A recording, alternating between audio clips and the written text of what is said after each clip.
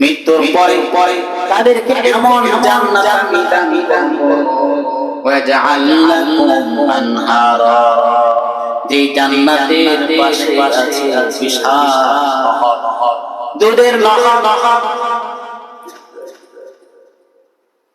হাদিসের মধ্যে আসছে সেই জান্নাতের পাশে দুধের নহর থাকবে, শরাবের নহর থাকবে। সেই নহরের পাশে জান্নাতের ফুলদেরকে নিয়ে ওই জান্নাতি ব্যক্তি যে ইস্তেগফার লাজেম করে নিবে, তার জন্য একটা চেয়ার থাকবে।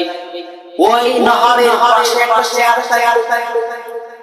এই চেয়ারের মধ্যে হেলান দিয়ে পাশে আরেকটা চেয়ার থাকবে, কুরসি থাকবে। সেই কুরসির মধ্যে তার যে নেককার বিবি আছে, নেককার বিবি থাকবে।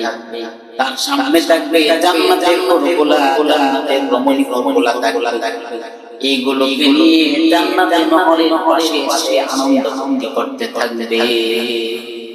যারা সমুদ্র সৈকতে যায়, পরিবার দেখবেন সমুদ্র সৈকতে এক ধরনের চেয়ার আছে, উপরে সামনে দেওয়া। এই চেয়ারে বসে শুয়ে পুরা সমুদ্রের দৃশ্য দেখা যায়।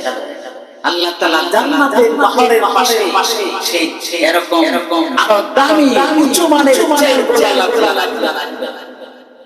কাদের জন্য? যারা জীবনের মধ্যে ইস্তেগফারকে ইস্তেগফারকে যারা আল্লাহ তাদের জন্য এই জান্নাত